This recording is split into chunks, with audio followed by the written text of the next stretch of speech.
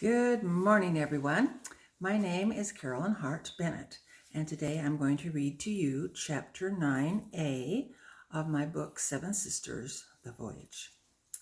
As the saints strolled on the deck later that evening, they noticed that the first wisps of wind started up, and when they felt the ship starting to move, they rejoiced at the welcome sensation. They were especially gratified when the captain gave orders to set sails and to make ready to get underway. All through the night, the saints could feel the ship rolling to the swells and picking up speed. It was nice to be rocked to sleep once again. The next day, everyone's spirits were lifted when it was announced by Mr. Huntley that the Amazon was sailing at 7 knots and gaining speed. The hot, muggy weather they had experienced while they were becalmed was starting to change for cooler temperatures. Before long, the saints began wearing their jackets and heavier shawls to keep warm when they were topside. "How can it be so hot one day and so cold the next?" said Caroline to her sisters 2 days later, as they all sat together by the longboat. "It's not that bad," said Lavinia matter-of-factly. Susanna interjected, "How can it be squalling in the morning and sunny in the afternoon?" "I like a little variety in the weather," Lavinia declared. "How can we be blown forward 12 knots 1 hour and back 9 knots the next?" griped Lizzie. "It certainly is an interesting change of pace," said Lavinia. Eleanor added her sentiments. "How can we be bobbing like a cork 1 minute and able to cut our peas with a knife the next?" "You'd be complaining if we couldn't," was Lavinia's comeback. "How come I feel queasy 1 minute and perfectly healthy the next?" said Phoebe, who had been experiencing a bit of an upset stomach while getting used to the ship's movements again. "Ever the cheerful one," Lavinia countered. "If you don't know the bad, you can't enjoy the good." Caroline finally confronted her. "Lavinia, you've certainly made a dramatic change in attitude." "Yes," said Fanny. "How come you never complain anymore?" Lavinia didn't hesitate as she answered, "If I were predisposed to complain, I don't know where I should commence or what it would be about. The inconveniences of this voyage are of such small magnitude that I must think it all very good." The sisters listened to her explanation with their mouths agape. "And besides, I made a covenant with the Lord that if I ever lived through my seasickness, I'd never complain again." The sisters burst out laughing. Then Phoebe got her composure. "Oh, Lavinia, there must be something you don't like." Lavinia thought as she drew her shawl closer. "Well, it is a speck chilly today." Her sisters laughed again. They were relieved that Lavinia had finally owned up to something. Eleanor got a worried look on her face. "We're getting close to Newfoundland, and Captain Hudson said these are dangerous waters." "Why?" asked Fanny. "Because of floating castles," said Eleanor. "Really?" said Phoebe. "Floating castles?" "She means icebergs," said Susanna, ever the teacher. "So that's why it's getting so cold," said Fanny, finally catching on. Phoebe still didn't understand. What's so dangerous about icebergs? Eleanor took over. "You can only see their top half. There's a lot more ice down under the water that you can't see, and it might be jutting out, just waiting to rip a hole in the hull of a ship if the ship gets too close." "Scan the horizons to the west," Susanna said, pointing. "That's where you'll see them. They look like big chalk hills." Phoebe moved to the bulwark. "I can't see anything." "Well, we're not quite there," said Susanna, "but you can tell we're getting close." "I think I'll volunteer to cook supper tonight," Eleanor chimed in, "so I can stand next to Charlie Noble." Fanny was puzzled. "Who's that?" "That's the name the steward calls the cook stove," said Eleanor. "Why would he call it that?" asked Phoebe. "It was named after some captain who liked to keep his smoke pipe polished bright," Eleanor informed.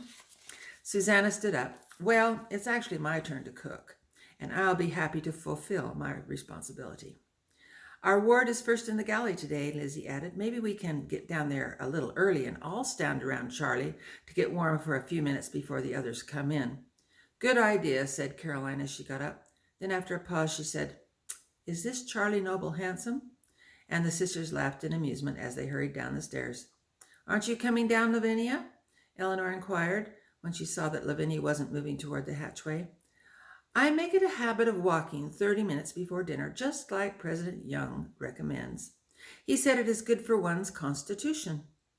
"Well, don't stay too long. It's getting damp and disagreeable, and you don't want to catch cold," Eleanor said, heading for the hatchway. As Lavinia walked, she noticed the deck was quite wet because a few waves had come over the bulwark. She picked her way cautiously to avoid the water, which was becoming a little slick in places. She resumed walking normally on her return trip to the other end of the ship. Just 2 more rounds and she would join the rest. Below, the sisters prepared their supper and sat at the long table to eat it. They chatted about how funny Lavinia was and how she made them laugh. Then Fanny looked around and spoke up. "Where is Lavinia? I didn't see her in the cooking galley." Lizzie became alarmed. "It's been more than a half an hour. It's not like Lavinia to miss dinner." Eleanor jumped up. "Come on, Lizzie. We'd better go see where she is." Lizzie and Eleanor flew up the stairs and onto the deck. "You go that way, and I'll go this way," Eleanor directed. "Lavinia!" shouted Lizzie as she raced around the deck looking for her. Eleanor's feet began slipping. She grabbed onto some lines to keep upright. She made her way to the boat deck. Then she yelled, "Here she is!" "Lizzie, she's fainted or something. Help me get her down the hatchway. She's ice cold." Lizzie and Eleanor struggled under Lavinia's weight, but the other sisters came to their rescue on the stairs. "Let's get her into the berth," said Eleanor. Phoebe patted her cheeks. "Wake up, Lavinia, wake up." Eleanor felt behind Lavinia's head. She had a nasty bump back there. Lizzie started to panic. "She's freezing. What should we do, Eleanor?" Thinking quickly, Eleanor ordered, "Give her your quilts, everyone. Caroline, get some cayenne pepper and vinegar out of our rations." "What are you going to do?" asked Fanny with brimming tears. "Rub her feet and ankles with it," Eleanor replied. All the sisters worked over Lavinia, rubbing and warming her. Finally, Lavinia stirred and her blue lips moved. "What happened?" she said, beginning to quake uncontrollably. "You must have slipped and fallen," said Lizzie. "You were on the deck so long, you got benumbed." Lavinia smiled faintly as her teeth chattered. "Remember when I said it was a speck chilly on deck? Well, I'd like to rephrase that statement. It was downright frigid."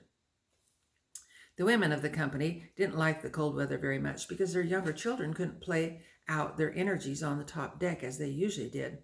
The men, however, were enjoying it because they had been told by the captain that when the ship got to 45 degrees north and 25 degrees west, there was going to be some fishing. As they drew near to that setting, the saints started to see icebergs in the distance, and if they had looked through a spyglass, they would have seen hundreds of white seabirds covering them. During reading class, the children started to spy whales regularly. "Look how close that whale is getting," gasped Matthew one morning after class. "Will he bump the ship?" questioned Phoebe. "No, he's just curious," said Huntley. Just then the whale surfaced close to the ship and puffed up a spray of water with a loud whooshing sound from its blowhole. The children were suddenly sprayed with his water as the mist drifted over the bow of the ship and onto them. "Phew! It smells like fish oil!" exclaimed Matthew. "Ick!" laughed Fanny, wiping off her arms. The other children were also wet and were holding their noses as they howled in disgusted glee. Now they had to go below to change their clothing because the warm spray had turned ice cold. Consequently, they couldn't wait to tell their parents what a glorious shower they had just experienced. The next day, the men were delighted when the captain ordered his crew to go below to the storage area and bring up the fishing poles. The men were like little boys on the last day of school. They were filled with such excitement at the prospect of catching fish for their families that they could hardly hold still. The crew came up from below with several bamboo fishing poles in each of their hands. There were enough poles for about every four men, and these quartets moved to the bulwark and spaced themselves apart so their lines wouldn't tangle with those close by. The poles were almost 8 feet long and had a strong line with a fairly large hook on the end of it. The captain took on President Bramwell as a pupil, and Huntley taught Presidents Palmer and Sloane how to bait their hooks. "Let's see if we can catch some cod, President," said Captain Hudson, throwing the line over the side and handing Bramwell the pole. "I once caught a dolphin with just a hook line and a bit of white rag," Huntley bragged. Fried dolphin is good eatin', he said as he grinned and showed his picket fence teeth. Only a few of the saints had ever fished before, but soon they had their poles over the sides and were coaching each other on the best way to catch a fish. "Uh-oh, I think I've got something," yelled Bramble. "You sure do," said the captain. "He's a fighter. Keep your pole up." Huntley turned his attention to Bramble. "Don't let him get away."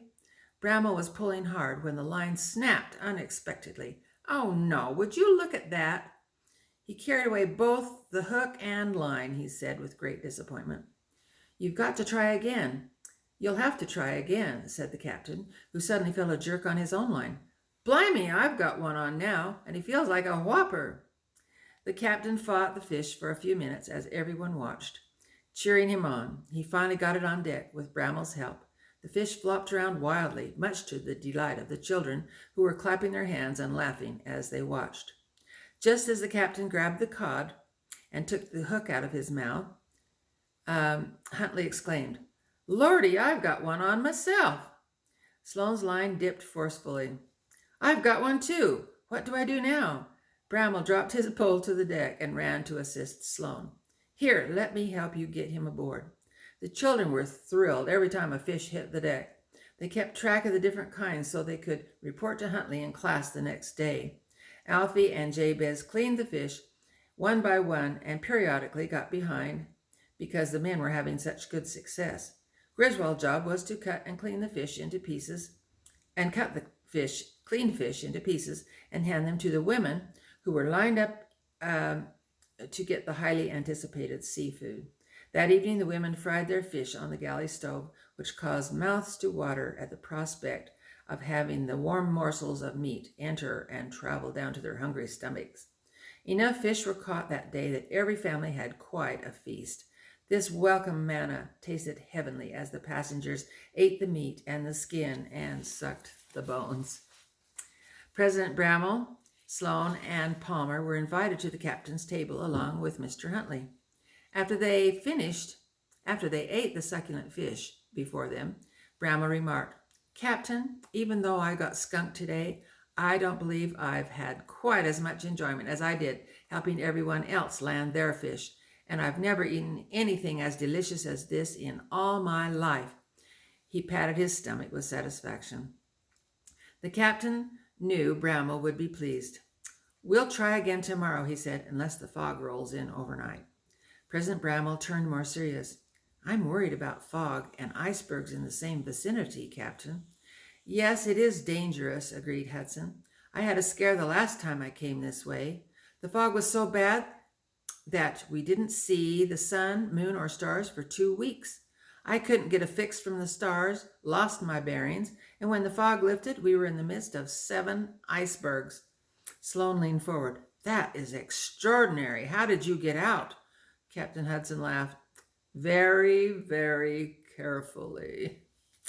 The next morning, the Saints awoke to quite a rainstorm. President Bramble gave orders for everyone to run around the deck and catch the rain in their pails and pans. The first thing they did when they got a few inches in the bottom of their containers was to gulp the water down. Then they would sigh and look heavenward, thanking their Maker for the pureness and bliss that this dew sent from above. Then they resumed catching more rain. It was a fun game for the children and adolescents to see who could capture the most water, but gathering water was serious business for their parents. The Saints needed to replenish their dwindling drinking water supply, which was quite black by now. It was also getting slimy, which was causing some on board to experience stomach ailments. To help, the captain had the crew tear off pieces of canvas to give to the Saints, who in turn laid them in a V shape, slanting downwards. Then they placed their containers underneath and watched the raindrops fall, combine, and run down in a steady stream into their buckets. After raining for a few minutes, the sky began to rumble. Streaks of lightning cut the sky, and the thunderclaps were deafening.